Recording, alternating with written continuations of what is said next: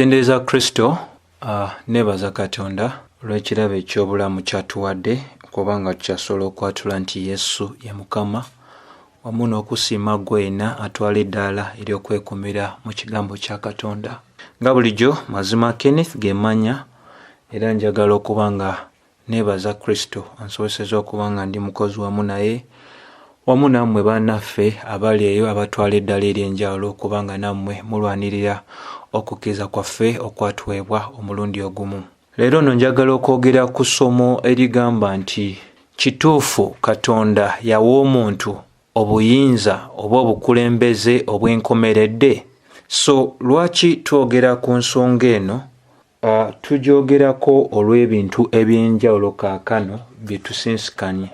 So olunaku olwaleero ojja kizuula nti waliwo abantu abagamba nti Katonda yawa omuntu obufuzi obw'enkomeredde mu kuba nti mu kumala okubeera nga ebintu byonna byatondebwa Katonda nga lubereberye 1:26 bwegamba, nja kwesako Oluzungu n'Oluganda ti then God said let us make man in our own image. Mukama n'agamba tukole omuntu mu kifaananyi kyaffe according to our own likeness mu nfaanana yaffe yennyini.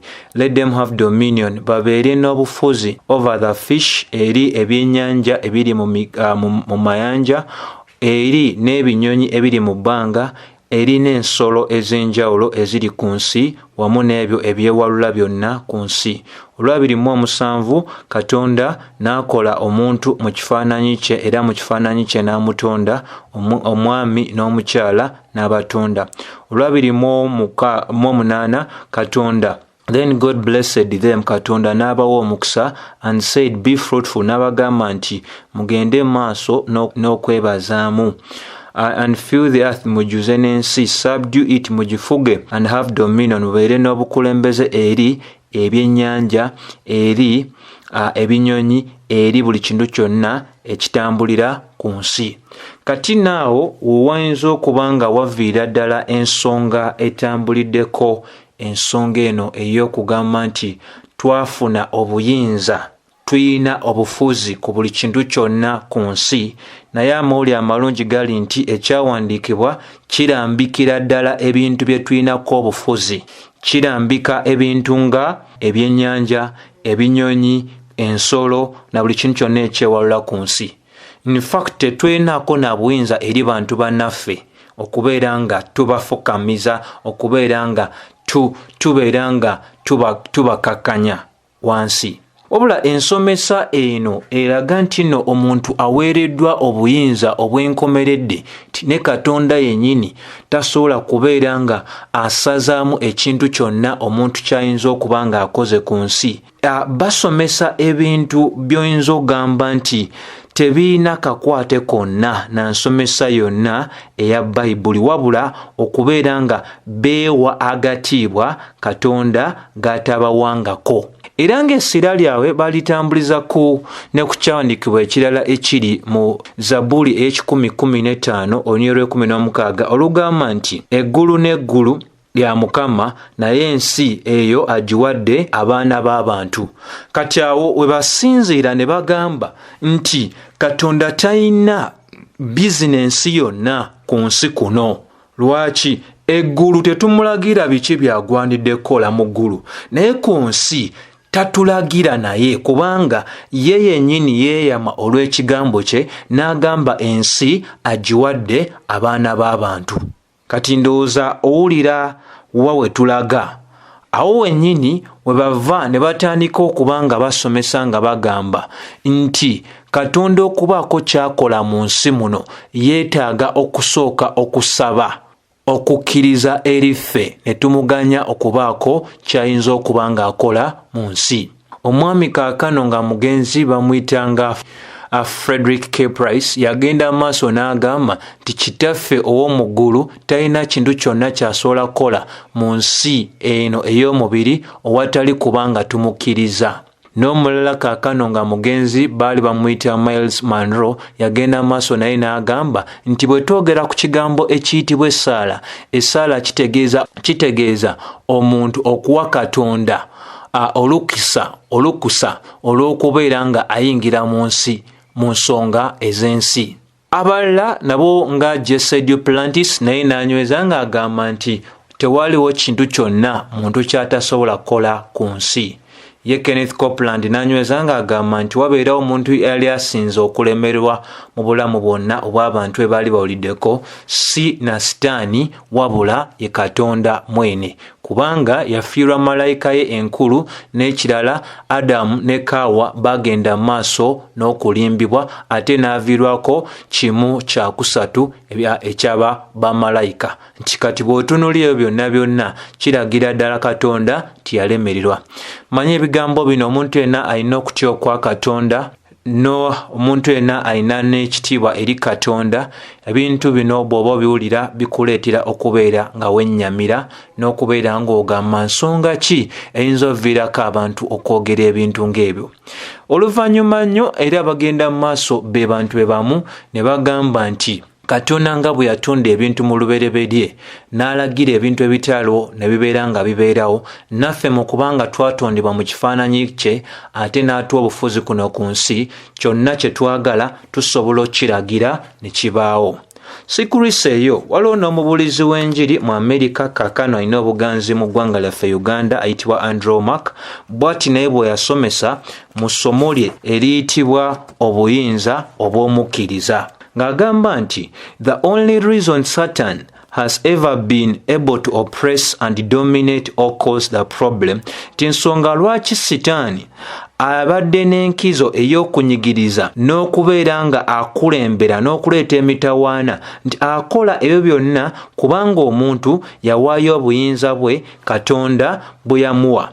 Kyava agamba nti olw'ensonga eyo this posed a real problem for God, nti mu kuba Katonda yali yawaayo obuyinza bwe eri omwana w'omuntu, kino kyamuleetera okubeera nga afuna omutawaana because he was a spirit, kubanga Katonda yali mwoyo, and he had given authority over this earth to physical human beings, kubanga obuyinza bonna yali amaze okubanga abuwaayo eri abantu abali ku nsi abambala emibiri. N'agenda maaso n'agamba only people who had physical body had the authority, nti olwo abantu bokka abali ku nsi nga balina omubiri be bokka olwo abaali balina obuyinza, kubanga ye alina omwoyo atalina mubiri yali talina ngeri yonna gy'ayingira mu nsonga z'ensi eno, ng'obuyinza bwe yali amaze otuwa nga tumaze obugabira Sitaani okuyita mu lukujjukujju lwe olw'otulimba. And the power to rule and exercise influence in this earth, obuyinza ng'amaze okuba nga abuwa abantu okubeera nga bafuga n'okukozesa n'okubeera nga babeera abantu abetutumu ku nsi. N'agenda maaso n'agamba nti Satan had to come to us and get us to yield our authority to him. Olwo Sitaani yalina okuba nga ajja gye tuli okubeera nga atulimba otutuusa ku ddaala ery'okuwaayo obuyinza bwaffe gy'ali. N'agenda maaso ng'asomesa ng'agamba that is the reason that he likes to obtain, y'ensonga lwaki ayagala nnyo okuyingira mu mibiri, kubanga emizimu tegirina mibiri. Kati era kirya wansi ng'agamba nti kubanga because God was a spirit, nti kubanga Katonda yali mwoyo, and had given authority to physical human beings, ng'era obuyinza amaze obugabira eri abantu abambala emibiri. Agenda maaso n'agamba now in a sense he had his hands tied. Ekyo kitegeeza mu ngeri emu oba endala Katonda yali takyalina buyinza ng'eri emikono gye gisibiddwa. It wasn't because God didn't have the power. Kyali tekitegeeza nti Katonda yali talina maanyi and authority wamu n'obuyinza, but because of his integrity, naye olw'obwesimbu bwe obw'ekigambo kye, he gave authority to physical human beings. Obuyinza yali yamala dda obugabira abantu ku nsi. Kitegeeza nti Katonda yali yabijjamu dda omukono gwe n'agamba kati kyonna kye musala okukola mu nsi mukikola, oba mwetuga oba mwette, ng'olundi yali takyalina kyagenda mu maaso nakukola ku nsi. N'agenda mu maaso ng'asomesa nti and to be true to his own word, kubeera nga w'amazima eri ekigambo kye, he couldn't just take it back and say, yali takyasobola kuzza kigambo kye mabega ng'agamba nti omanyi kaakano obudde buweddeyo tugenda kubeera nga tutandika buto. Agenda amaaso ng'asomesa ng'agamba nti no, God bound himself by his own word, nti Katonda yenyini yeesiba olw'ekigambo kye. Throughout history he looked for someone he could flow through, nti emirembe gyonna yatunulatunulanga ng'anoonya omuntu gw'anaakoleramu. But the problem was all men were corrupted. Naye mutawaana gwali nti abantu bonna baali baayonoonerwa dda ekibi, and had yielded themselves to Satan, era baali beewaayo dda ewa Sitaani. So what was he to do? Ki Katonda ky'alina okuba ng'akola? N'agenda amaaso ng'akkirira ng'agamba what God finally did was to come to earth himself. Katonda ky'asalawo ky'okuba nga ye kennyini ajja ku nsi kuno and became a man, n'afuuka omuntu. Kati nno owulira nti kino kyennyini omwami ono ky'asomesa ayitibwa Andromache kikontanira ddala n'ebintu byonna byayogedde dda ti olwo obuyinza Katonda yali takyabuyina kuno ku nsi kubanga yali yawadde obuyinza obwo abantu. Kati kiba kitegeeza nti okubaako Katonda kyakola ku nsi kyali kimugwanidde kubeera ng'akola ki? Ayambala mubiri. Agenda maaso n'agamba this is tremendous, kino kyamaanyi nnyo when you understand it, bw'okitegeera, because now the devil was in a big trouble, kubanga kaakano Sitaani olwo yali mu mutawaana, and he had been using mankind's power, era abadde ebbanga lyonna akozesa obuyinza obw'abantu, and God could not intervene in directly, nga Katonda talina ngeri yonna jangira mu nsonga eyo to solve all these problems, okujja emitawaana gyonna, because man willfully and legally yielding his God-given authority. Kwaka omuntu kyeyagalire yawaayo obuyinza Katonda bwe yamuwa eri Sitaani. Satan was wrong in what he did. Omulabe yali mukyamu mu ekyo kyakola, but man gave him the authority. Naye omuntu yamuwa obuyinza n'amaanyi, that was theirs to give. Obwali obwabwe ne babugaba. But now here came God. Kaakano Katonda najja. He was no longer only the spirit, yali takyali mwoyo gwokka, but was in form of physical flesh. Naye kaakano yaline mu ngeri ey'omubiri ogulabwako oba ogukwatibwako. This put the devil in a bad situation. Kino kiteeka Sitaani mu mbeera enzibu, because God not only had authority in heaven, kubanga kaakano Katonda obuyinza bwe bwali tebukoma mu ggulu okka, naye kaakano ne ku nsi, but becoming man gave him authority on earth. Naye okufuuka omuntu kyamwana obuyinza ku nsi. Ndowooza olya nti asomesa awakanira ddala ti Katonda nga tannaba kubeera nga akkiriza okwambala omubiri yali talina buyinza bwonna ku nsi. Kino kikkiriziddwa enkumulitu y'abantu, si mu Amerika yokka, wabula e Uganda, e Nigeria, e Ghana, e South Africa n'amawanga gonna. Era ne kaakano mu ggwanga lyaffe Uganda dino lirimu ku masomo agakyasinza okwogeza abantu okwogera ebyo bye boogera ebyogamba ti Omukristo tasobola na kulwala, Omukristo tasobola nafuna kusoomozebwa, kino ne kiri. Kati olwo n'ayingizaamu n'agamba nti Jesus said in John 5:26-27 nti Yesu n'ayogera mu Yokaana essula 5 olwa 26 that as the Father has life in himself, nga kitange bw'alina obulamu mu ye, so he has given to the Son to have life in himself. Bw'atyo bw'aganyiza n'okuwa omwana obulamu mu ye, and has given him authority to execute judgment, n'amwana obuyinza obw'okubeera ng'asala omusango, because he is the Son of Man, kubanga kaakano mwana w'omuntu. He was referring to his physical body, mbu yali ategeeza kya mubiri. N'agenda amaaso ng'agamba Jesus came and exercised God-given authority. Yesu najja n'akozesa obuyinza obwa Katonda. The devil tempted him, omulabe n'amukema, and never yielded unto him. Yesu n'agaana okukkiriza okugondera okemebwa okwa Sitaani. And Satan lost every battle with Jesus. Era Sitaani n'abeera nga talina lutalo lwonna lwe yawangula ne Mukama waffe. N'agenda maaso ng'asomesa he took our sins, yeetikka ebibi byaffe, and he died for them. N'akola ki? N'abifiirira. N'ayongera ng'agamba he went to hell, n'akkirira n'emagombe. Kino kye kimu ku bintu ebikyamu nnyo nnyo nnyini ddala ebitagwanidde kubeera nga mu bulamu obw'omuntu yenna agamba nti Mukristaayo. Lwaki? Singa otunuulira Peetero ekisooka essula eyokusatu olw'e 18 lugamba nti for Christ also suffered once for sins. ti Kristo yabonaabona omulundi gumu olw'ebibi, that just for the unjust, omutuukirivu olw'abo abatali batuukirivu, that he might bring us unto God, asobole otuleeta eri Katonda, being put to death in the flesh, n'ateekebwa mu kufa mu mubiri, but made alive by the Spirit, n'afuulibwa omulamu olw'omwoyo. Bayibuli ettaanya bulungi ensonga eno, ne mu Peetero ekisooka essula ey'okubiri onyo olwabiri paka abiri mu nnya, Bayibuli etulaga nti no ebibi byaffe yabyetikka n'abitwala ku musaalaba e Gologoosa, era ebibi byaffe byasasulibwa ku musaalaba ogwa Kristo, ne Kristo tyayingira mu magombe wansi okubeera ng'asasula ebibi byaffe. Era amazima ga Bayibuli mu Yokaana 19:3 Mukama waffe lwagenda maaso n'alangirira n'agamba nti kiwedde, ebibi tebyayina kutwala Mukama waffe mu geena kubanga teyali muki mwonoonyi, wabula yeetikka bwetisi ekibonerezo eky'ebibi byaffe.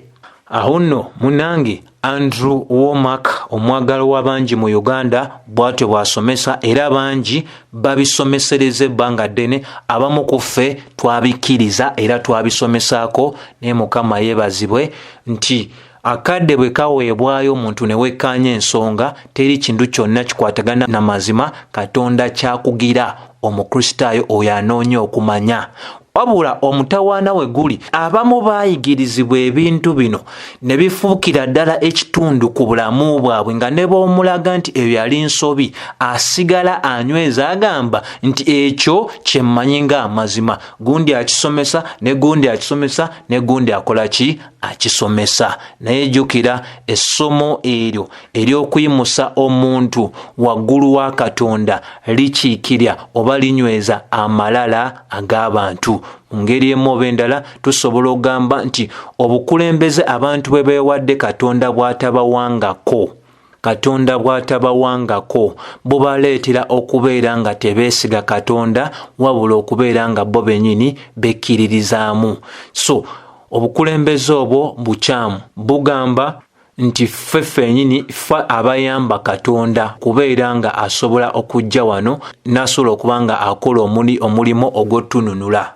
Ssebo oba nnyabo, wano wetulabira ddala lwaki Bayibuli eteeka ensonga kuyo enyweza ensonga ey'okubeera nga ffe ffennyini tubeerera ddala nga Ababereniya mu Bikola Batume essula 17 olunyiriri olw'11, okubeera nga twekkaanyiza ddala ensonga, kubanga omuntu watuukira okugamba nti Katonda obuyinza bwe bukoma mu ggulu, ate busobola okubeera nga mu ngeri emu endala asobola okufuna obuyinza obw'okukola kuno ku nsi ng'amaze kwambala mubiri. Kiba kitegeeza nti bwe yamala okutonda abantu ne yeggyako ekintu kyonna n'agamba nze kambeere bubeezi mu ggulu, mbeere nga siina kirala kyonna kyenkola. Ekyo kiba kisazaamu ebyawandiikibwa nga bino wammanga.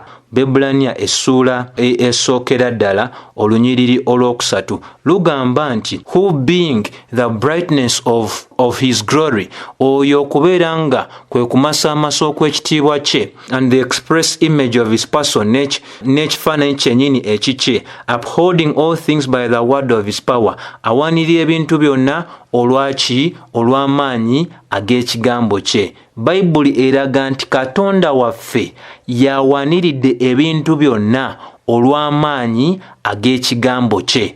Kyova olaba Zabbuli ey'ensanvu-mu-etaano olwokusatu tugamba the earth and all the inhabitants therefore are dissolved and I bear up the pillars. Kyova olaba nti ebyawandiikibwa byonna biraga ne bwogenze mu Bakolisaayi essula esooka ddala olunyiriri olw'16 lugamba for by him were all things created, ku lulwe ebintu byonna byatondebwa, that are in heaven, ebyo biri mu ggulu n'ebyo ebiri mu nsi, ebirabika n'ebyo ebitalabwa, ab'amasaza, amaanyi n'ebintu byonna byatondebwa ku lulwe. Kyovula olunyiriri 17 lwongeramu nga lugamba and he is before all things, era yali ng'ebintu byonna tebinnabeerawo, and by him all things consist, era kyandikwa ne kigamba ti ku lulwe ebintu byonna biri mu bifo byabyo. Kati soba ogamba nti olwo Mukama waffe bw'amala okwambala omubiri lwafuna obuyinza n'alyoka akozesa obuyinza obwo Katonda bw'agaba ebintu bino byonna byakola ki? Byakuvuma buvumi Katonda waffe. Ssebo oba nnyabo awuliriza. Lwaki? Nti ensonga ey'okubeera nga abantu bano basomye ebyawandiikibwa nga tebabisomye mu bulambulukufu bwabyo, batandise n'okukkiririza oba baatandika dda okukkiriza mu kintu ekiyitibwa nti bo bali bakatonda abatono. Nti bo bali bakatonda abatono. Ntino era basobola okutonda ekintu kyonna kye baagala kubanga balina amaanyi agataliiko komo. So mu bufunze kitwandiise amaanyi oba okukkiriza okutaliiko komo oba okukkiriza okwenkomeredde. So twetaaga ne twekkaanya ebintu bino bulungi kubanga bw'oba wekkaanyiza omuntu kyayita obuyinza obw'omukkiriza ddoboozi lya musota gwennyini ogwalimba abantu mu ssuula eyokusatu eya lubereberye. So bwe tuba twekkaanyiza ebintu byonna okuyita mu byawandiikibwa, ssebo oba nnyabo ojja kukkiriziganya wamu nange nti bwe twogera ku buyinza obwa Katonda, the sovereignty oba obuyinza obwa Katonda, mu bufunze kitegeeza obufuzi bwa Katonda eri ensi yonna kubanga wankizo nnyo mu maanyi ne mu buyinza.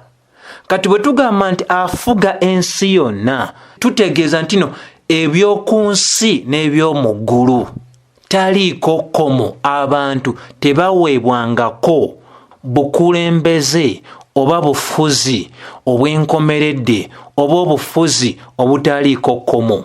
Andrew yennyini bw'aba asomesa, kati wano tuyinza omutunuulira ennyo naye bangi abali wansi wa kabondo kano akayitibwa the word of faith oba ekigambo ekyokukkiriza basomeseza ddala ebintu byebimu byasomesa abantu nga Kenneth Copeland, Benny Hinn, Jesse Duplantis, Joyce Meyer, Creflo Dollar, Joe Austin. Abantu bano bonna basomeseza ddala ebintu byemu byasomesa, naye bonna balina engeri gye babisomesa nga bagezaako okubanga beekolamu enjawulo oba engeri gye bakireeta esobola okuba nga njawulo naye nga bonna basonga ku kintu kyekimu. Andrew akkiriza mwene nti Sitaani nsonga era Sitaani waali ateeka essira erigamba ti Sitaani ntalina maanyi gonna.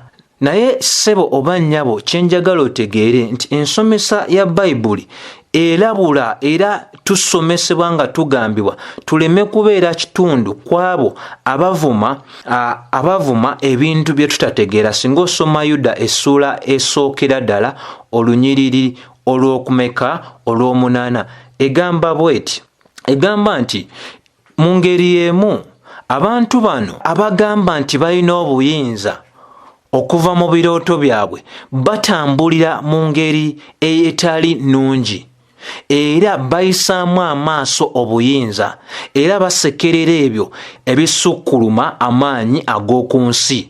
Akiise they scoff at the supernatural beings. Supernatural beings mutwaliramu bamalayika. So bw'ogamba nti Sitaani talina maanyi gonna oba totegedde byawandiikibwa, ye ng'ekitonde ekitali kya ku nsi, ekitonde ekitatondebwa na mubiri nga ffe nga kitambulira ku nsi kuno nga tekiina mubiri n'omusaayi, ayina enkizo, bitonde by'amaanyi. Bayibuli eraga mu lw'okumeka mu lw'omwenda ng'ega but even Michael, one of the mightiest of the angels, Mikayiri omu ku zimalayika ez'amaanyi ennyo nnyini ddala. Jjukira Andrew agamba n'abalala bagwa mu ebyo zimalayika zino tezirina maanyi. Agamba did not there accuse the devil of blasphemy. Teyagenda maaso ng'anenya Sitaani olw'ekigambo eky'okuvuma, but simply said the Lord rebuke you. Mukama akukangavula, Mukama akunenya. This took place when Mike was arguing with the devil about Moses' body. Nti kino kyagenda maaso n'okubaawo Mikayiri bwe yali agenda maaso n'okubeera nga yali awakana ne Sitaani eri omubiri gwa Musa. Agamba nti ekyandiikibwa kiragira ddala bulungi nti malayika zino ziyina amaanyi era tulo lwa bukuumi bwa Katonda. Ne singa tusalawo muno si Katonda nti yakuuma nti ki, teri n'omu ku ffe asobola kulwanagana na malayika yonna. Ebyawandiikibwa biraga ne mu Peetero ekyokubiri essula ey'okubiri onyolwa 10 paka 12 ng'era binyweza nti abantu abavuma ebitonde ebyo by'omu ggulu baba bantu, babeera bantu abagoberera omubiri abateena nakiki na kutegeera. Kitugwanidde ffe okutegeera nti abakkiriza naffe abali mu Kristo, ffe abakkiriza abali mu Kristo tetuyina buyinza obwenkomeredde, tetuyina buyinza bwe tusobola okugamba nti tebuliiko kkomo, wabula obuyinza bwaffe bwesigamye mu kubeera nga obusobozi bwaffe bwesigamye mu kubeera nga tugondera Katonda ng'era tuwakanya n'omulabe Sitaani nga tetukkiriza makubo ge ag'obulimba, nga Yakobo essula ey'okuna olunyiriri lw'okuna paka olw'omusanvu lulaga nti mukakkanye Katonda era muziize n'omulabe anabadduka. Ensonga y'emu enywezebwa mu Bakolinso ekyokubiri essula ey'okubiri olunyiriri olw'10 ng'egamba nti tumanyidde ddala obukode obw'omulabe Sitaani, ate engeri gye twekuumamu eri ye tuba tugwanidde okubeera nga tunyikizibwa mu kye tuyita amazima nga kye kigambo kya Katonda. Yokaana 17:17. Andrew y'omu yagamba nti singa obeera ofuna obulumbaganyi gy'oli, ky'oba olina okubeera ng'otegeera nti Sitaani gw'oba omuwadde ebyokulwanyisa. Nekyenjagala otegeere muganda wange gwena awuliriza nti singa otwala ekyokulabirako ekyomu ku basajja ba Katonda mu ndagaano enkadde amanyikiddwa nga Yobu, atalina nnyo njawulo n'abakkiriza bonna abali mu mirembe egy'enjawulo abagenze mu maaso n'okuba nga bayigganyizibwa n'ofuna okusoomoozebwa wano ne wali, kyenjagala otegere nti omwami ono yafiirwa obugagga bwe bwonna, omubiri gwe ne gukosebwa ne guteekebwako endadde, era ensomesa eya Bayibuli enywereza ddala ng'eraga nti Yobu yali muntu atuukiridde, yali musajja ayimiridde obulungi ne Katonda, yali tatambulira mu kibi newankubadde okutya ng'abantu bamwe basomesa, kubanga Katonda mwene yawa obujulizi we ng'agamba omusajja ono ayimiridde bulungi nange. Era kye tulina okuba nga tutegeerera ddala nti obusaale bwonna obw'omulabe Sitaani obwajja eri Yobu bwajja gy'ali olw'okuba nti kuno kwali kusalawo kwa Katonda, yaganya Sitaani okufuna enkizo, yaganya Sitaani okubaako by'akola ku Yobu. Katonda w'ataaganyiza Sitaani kubaako kyakola, Sitaani yali talina kyasobola kukola ku Yobu. Naye omuntu omulala asobola okugamba nti Yobu ateeka okubeera nga tiyalina kumanya ffe kwe tulina okw'endagaano yaffe n'empya kwe tutegeera okutambulira ku nsonga ey'okugamba nti yali tamanyidde ddala mulimo Kristo Yesu gwe yakola nga ffe bwe tutegeera kaakano. Ne ssebo oba nnyabo kyenjagala obeere ng'otegeera, ne bwe kyandibadde nti Yobu yali ategedde omulabe we yaani, Yobu yali tasobola kuwakanya ekyo Katonda kye yali aganyiza okubeerawo. Bw'osoma Yobu essula esooka olunyiriri olw'omunaana paka olw'12 lunyweza ensonga y'emu. Era ekintu kye kimu kye tulaba nti bw'osoma ekitabo kya Yobu essula eya42, Katonda mwene ayogera n'aweera ddala ensonga lwaki ebintu ebyo byatuukawo nga bwe byakola bitya, nga bwe byatuukawo kwani kw'oyo omwami. Agamba singa osoma Yobu essula ey'okumeka eya42 olunyiriri olw'2 lugamba, I know that you can do anything and no one can stop you. Ye yennyini alaga Yobu nti Mukama asobola okukola ekintu kyonna era terina omu asobola mugaana. Olw'11 lugamba nti then all his brothers and sisters and former friends came and feasted with him in his house. Baganda be wamu ne bannyinaze be wamu n'emikwano gye emikadde jjajja ne gifuna ekijjulo wamu naye mu maka ge, and they consoled him, ne bamugumya because of all the trials the Lord had brought against him, olw'okusoomoozebwa kwonna Katonda kwe yali aleese gy'ali.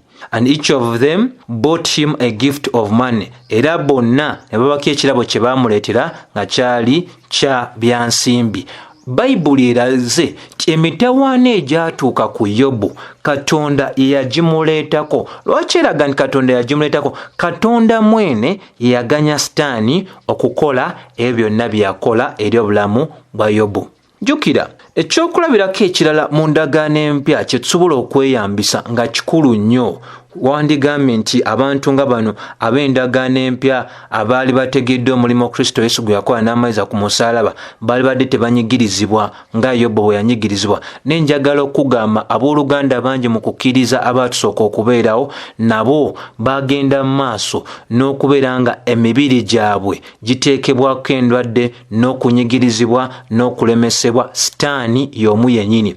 N'omutume waffe yennyini Pawulo mu Bakolinso ekyokubiri essula 12 tandika n'olunyiriri olwokuna, ye mwene yali naye tasobola kubeera nga yejjako obulumi obweriggwa bwe yali amaze okuba ng'afuna mu mabbali ge mu mbiriizi ze. Mu mbiriizi ze obulumi obwajja olw'omuweereza owa Sitaani eyali amaze okubeera ng'akkirizibwa Katonda mwene. Pawulo yali tasobola kubeera ng'akola ki? Yeewonya, kubanga Katonda yennyini yali akiganyiza ekyokubeerawo. Kino kitegeeza nti obukulembeze bwa Katonda mu nsonga z'abaana b'abantu bukyagendera ddala mu maaso, era wano tugwanidde okubeera ng'ebintu tubireeta ku ddaala ery'okuba nga tubikwataganya bulungi, kubanga omutume waffe yennyini Pawulo bayibuli eraga ebintu eby'enjawulo ebyamutuukako. Ate era tulaba n'Abasalonika mu kitabo ekisookera ddala mu ssuula ey'okubiri olunyiriri 17 paka olw'19 ensonga ez'enjawulo ez'abatuukako. Pawulo yennyini n'alemesebwa, bwe tulaba mu Baruumi essuula 15 olunyiriri olw'22 wamu era ne Basalonika ekisooka essuula ey'okusatu esooka paka olw'9 ebbanga lyonna Abakristaayo babadde banyigirizibwa, ssebo oba nnyabo. Watali buyambi bwa Katonda ne bwe tuba twekuumye eri obulimba obwa Sitaani, ssebo oba nnyabo, nsobola okugamba nti Sitaani aba akyasobolera ddala okubeera nga atulemesa oba nga atuziyiza wano ne wali. Obwesige bwaffe bulina kubeera mu Katonda oyo ateesa obulungi, ate ne mu masekkati g'okunyigirizibwa era Katonda abaako ekirungi ky'aba ateesezza, nga okunyigirizibwa okwo kuyina amakulu agali emabega waako, newankubadde ffe tuyinza okuba nga tetutegedde ensonga lwaki Katonda ekyo akiganyiza. Jjukira Timoseewo ekyokubiri 3:12 egamba nti abo bonna abanaatambulira mu bulamu obwa Katonda, bayibuli eraga nti bonna bafuna okuyiganyizibwa. Ekkanisa eya Smyrna ku Bikolwa 2:10 Yesu yennyini yabagamba nti Sitaani yennyini agenda basuula mu kunyigirizibwa ennaku 10. Yesu mwene n'ayogera mu Yokaana 10:33 ng'agamba nti mu nsi mulimu ennaku n'emugume, nti nze nkoze ki? Mpangudde. Yakobo 1:4 alaga nti singa okusoomozebwa n'okunyigizibwa kwakuze gye tuli, tukibalenga kya ssanyu, kubanga okwo kuba kuzze kugezesa kukkiriza kwaffe. Baluumi 8:17 paka 25 enyweza ebintu by'enjawulo nti singa tubonaabona ne Mukama waffe Yesu Kristo era tujja kugulumizibwa wamu naye. Jjukira ekyokulabirako era kyanyweza mu Peetero 1:12 n'agamba singa muba mufunye okusoomozebwa ne kujja gye muli, saagala mwewonye mulukirabe ng'ekintu ekipya. Bannammwe bangi abasoose okubeera nga babeerawo nabo babadde n'okusoomozebwa kwekumu. Pawulo n'anyweza mu Bikolwa bya Batume 14:22 ng'agamba nti tetugenda kuyingira mu bwakabaka bwa Katonda awatali kuyita mu mbeera ey'okunyigirizibwa. Ssebo oba nnyabo, bino tebiriiko kukkiriza okwenkomeredde, tebiriiko buyinza bwa nkomeredde, tebuliiko bukulembeze bwa nkomeredde, kubanga kaakano tuli mu Kristo Yesu. Obuyinza simanyi bwe twali tulina twabufiirwa, kaakano kati butuweereddwa. Bayibuli eraga ebintu bye tulinako obuyinza nabikulaze, byennyanja, binyonyi, ebinsolo ezitambulira ku nsi n'ebintu ng'ebyo. Naye Bayibuli terinawo eraga nti mu ngeri emu oba endala ti kyonna kye twagala okufuna tugenda kubeera nga twatula buki oba bwatuzi. Ssebo oba nnyabo, ebyo bya bwereere. Tugwanidde okutegeera nti obukulembeze obwaweebwa Adamu mu lubereberye essuula esooka olunyiriri 26 paka ku 28 tebwali bukulembeze bwa nkomeredde. tebwali bukulembeze bwankomeredde ti kaakano Katonda yali takyalina maanyi oba bufuzi oba obuyinza. Adamu bwe yagenda maaso n'okulimbwa ne mukyala we ne bagwa mu bulimba obw'omulabe Sitaani, tebuyina ngeri yonna gye bwaleeta mutawaana eri Katonda oba mutawaana ogwa Katonda, Katonda okuba mu kizibu ng'agamba kaakano n'akola ntya kubanga nze ndi mwoyo, biki kye nnyinza okukola? So banyabo kye njagala otegeere, Katonda waffe alina obuyinza mu ggulu ne ku nsi. Njagala okulagako ebintu eby'enjawulo oba ebiwandiiko eby'enjawulo nga Yesu tannaba nagenda ku musaalaba, wabula olabira ddala nti obulimba buli mu masomo ag'ekikula bwe kiti obulaga nti Katonda bwe yayogera nti eggulu n'eggulu lyange ensingi wadde abaana b'abantu, kati kiba kitegeeza nti Katonda takyalina maanyi gonna ku nsi, alina kwegayirira abantu, alina kulindira abantu bamuganye okubeera ng'akola ki, ng'abaako kyakola ku nsi.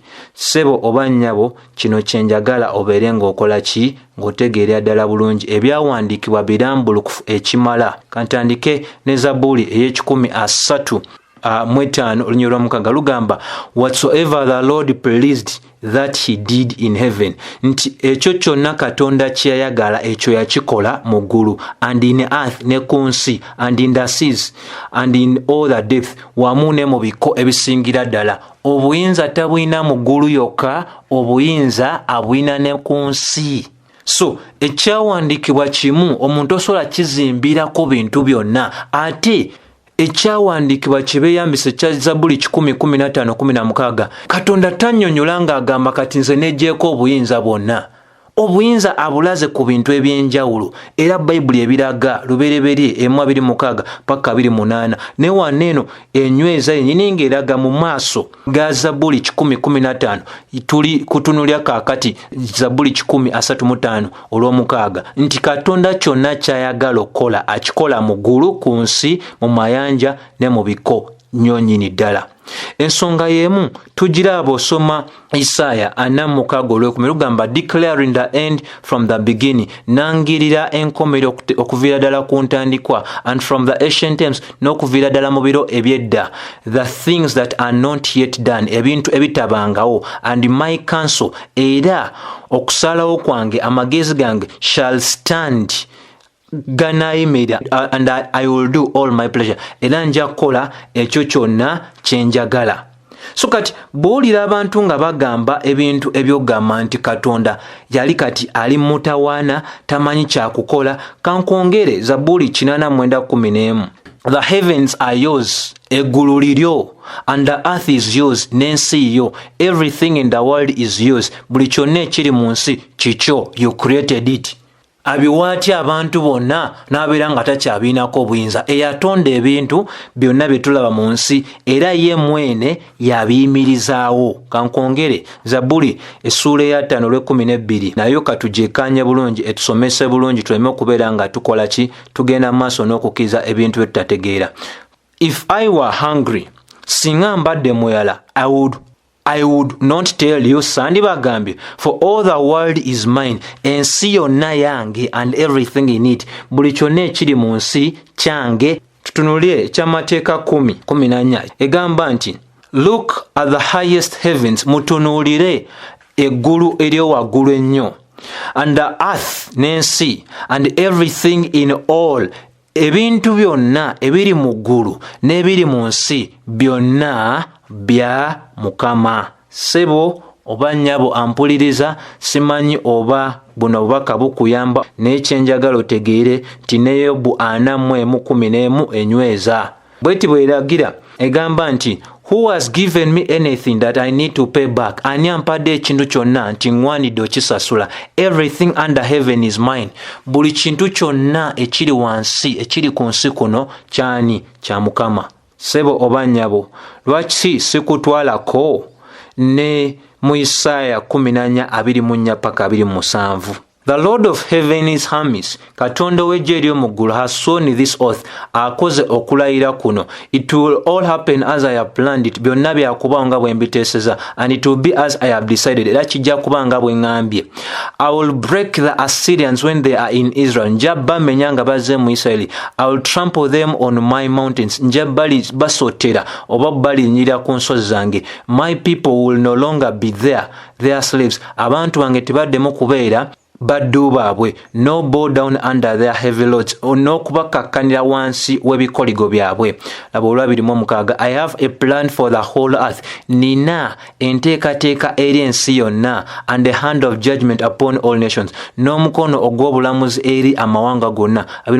The Lord of Heaven's armies, Katonda w'eggye ery'omu ggulu, has spoken. Who can change this plan? Ani asobola okukyusa okusalawo kwe when his hand is raised? Ng'omukono gwe guyimusiddwa. Who can stop him?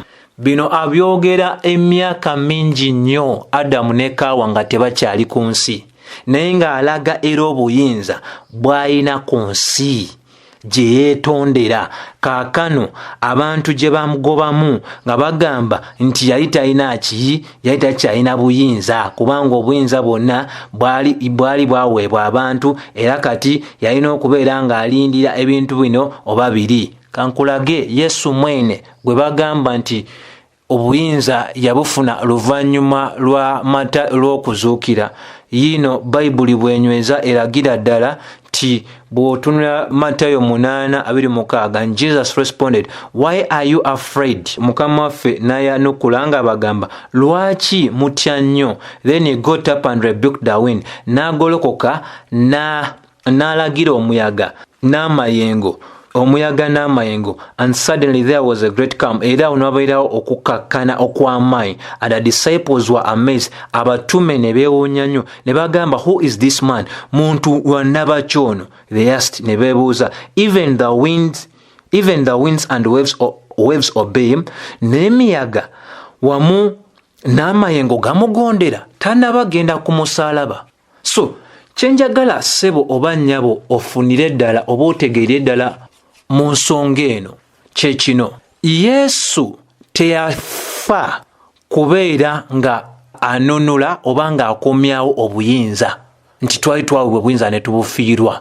Yesu yafa okubeera nga atulokola okuva mu maanyi ag'ekibi. Nkiddamu, Yesu teyafa kubeera nga anunula oba ng'akomyawo obuyinza bwe twafiirwa nga bano ab'ekigambo eky'okukkiriza bwe basomesa, wabula yafa okubeera nga atununula mu maanyi ag'ekibi. Ekyo kigwanidde okutegeerebwa obulungi. Bakolinso ekisooka 10:26 ino nayo bw'enyweza egamba nti, For the earth is the Lord's and everything in it. Ensi yonna ya Mukama na buli kintu kyonna ekikola ekigirimu. So bino eby'abantu abasomesa nga balaga nti Katonda talina buyinza kuno, yali talina buyinza kuno paka nga tumuganyiza. Sebo bannyabo njagala okugamba ebintu byonna nga bwe yabitonda olubereberye byali bigenda mu maaso n'okubeera nga byekubisaamu nga bwe yayogera, era ensi ewaniriddwa ye. Soma Yobu 3:8 paka 3:2 ojja kusiima. Soma Balumi 11:3 paka 3:6 ojja kukkiriza. Soma ku Bikolirwa 4 olw'10 paka olw'11 ojja kusiima. Ebyawandiikibwa bingi nnyo tosobola bimalawo. So kyenjagala okubeera nga maliriza nakyo wano nga kikulu nnyo nnyini ddala nti emikono gya Katonda tegisibwangako mu lubereberye era tegirisibwa, kubanga Katonda yalagira enkomerero ng'agiragira ddala okuviira ddala ku ntandikwa nga Isaaya bwe tusomeseza 46:10. Era n'ekirala kitugwanidde okubeera nga tutegeera Katonda mwene yali yayogera dda n'agamba nti kino ekikoleddwa bulimba obuze. Bwe yali alangirira omusango oba obulamuzi obw'omusota yagamba nti gwe omwana ow'omukazi, ensigo ey'omukazi yakusaanyaawo omutwe gwo.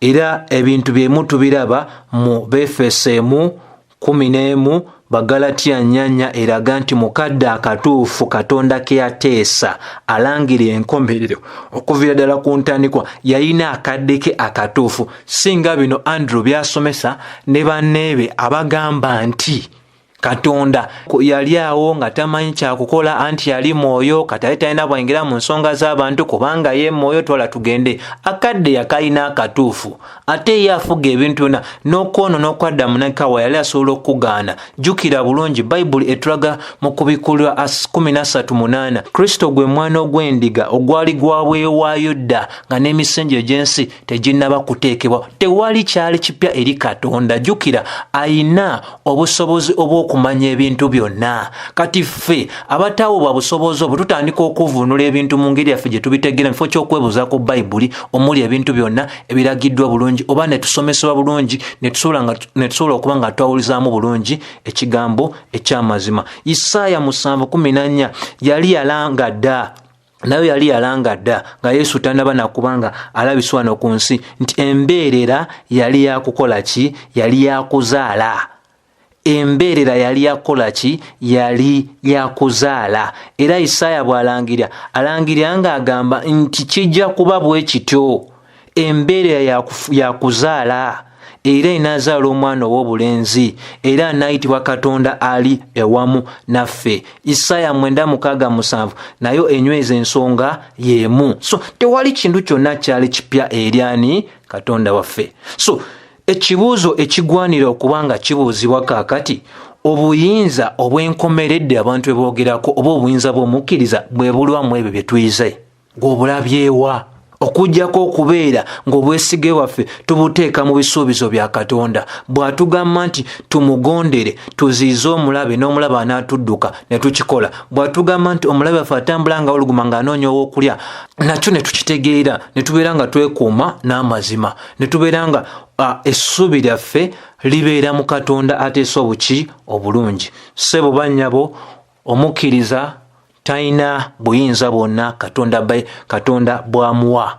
Tebuuliwo Bayibuli tekola ki? Tebulaga. Wabula ffe okubeera nga twesiga Katonda ne tuteeka okubwesige bwaffe mu bisuubizo bye. Dawudi yagamba mu Zabbuli 62:11 n'agamba nti nawulira nti yayogera ng'agamba bw'ati kankisome na bulungi wano. Zabbuli 62:11 agamba nti Katonda ayogedde bulungi nnyo era nkiwulidde emirundi mingi nti amaanyi gali eri Katonda.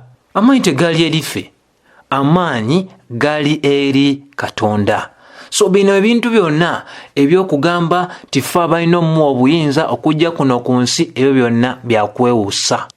Era Katonda talina buyambi bwonna bwe yeetaaga okuva eri abaana b'abantu. Ffe tuli bitonde bye byatonda ng'asobola otukozesa kyonna ky'ayagala okutuukiriza ekyo kyateesa edda. So bino ebyokubeera nga tugulumiza omuntu ne sitaani okubeera nga ffe abalina obuyinza ku nsi ne tutandika okubeera nga tugamba nti Katonda talina maanyi gonna ku nsi kuno, ebintu ebyo bya bwewussa. Omukkiriza ssebo bannyabo talina buyinza bwonna bwankomeredde, alina buyinza obumuweereddwa mu nsonga ez'enjawulo nga omwami ogwanidde okubeera ng'okola otya nga okubeera oyagala mukyalawo okukkakanira n'okubeera nga oli mukuumi ate era omusomesa owa famireyo. Ebintu ng'ebyo so naye bino ebyokugamba n'abakulembeze ab'ensi Baluumi 13 ekiragira ddala bulungi nabo obukulembeze bwabwe si bwankomeredde. Katonda ayimusa gw'ayagala era assa wansi gw'aba asazeewo okussa, ajjawo gw'ayagala era asimbawo gwakola ki? Gw'aba asiimye. So nsaba wabeewo abantu abakyuka okuva mu bulimba buno obufuuse obwa namaddala nnyo. Buulira abavubuka abato nga ba Grace Lubega Uganda wano ng'akutta omuliro ku nsonga eno yogamba nti obuyinza bw'omukkiriza nti otambulye waggulu, nga toli wansi wa ndwadde, toli wansi wa kunyigirizibwa, toli wansi wa kino kino, anti gwe oli mu nsi eyeewala ennyo, obona bulimba. Era nkimanyi mu mutima gye bayinza okubeera nga tebamanyidde ddala, oba nga bakitegeeza naye nga just butamanya na kubeera nga balimbiddwa nga naffe abangi bwe twali twalimbibwa. Naye olw'ekisa kya Katonda tutandise okubeera nga tuzuula ebintu bino ebisobola okutufuulira ddala ab'eddembe. Kusukka wano wabula okugamba nti gwe yenna ayagala okubeera ng'otegeera amazima, Katonda mwesigwa, talina kyayagala kukweka gy'oli, ayagala omanye amazima gakufuule ow'eddembe. Gwe yenna asangiddwa ng'okkiriza bino oba nga wabisomesaako, ffe tuli baana b'abantu, tusobola okukola ensobi. Kyangu nnyo okukkiriza nti ensobi wagikola, kyangu nnyo okukkiriza nti wakkirizaako obulimba. Kyuka somesa amazima nga bwe gali. Ky'otamanyi tokisomesa, ky'otegedde nti ge mazima ng'otutte obudde obumala okwekkaanya okuva mu byawandiikibwa, n'abo abeesigika nti batutte obudde obumala mu kwekkaanya ebyawandiikibwa, ky'oba osomesa. N'ekyoteesiga totawaana, kubanga buli enaasomesa kitulindidde kyamaanyi, obulamuzi obugenda obutulindidde bwamaanyi nnyo. Kola kitono nga kya bwa Katonda okusinga okukola ebingi nnyo, okunoonya ettutumu, kunoonya ssente, okunoonya kiri nga tebigulumiza Katonda. Ekisa kya Mukama waffe Yesu Kristo kibeere nammwe mwenna. Amiina. Mwenna. Amiina. Mwenna. Amiina. Mwenna. Amiina. Mwenna. Amiina. Mwenna. Amiina.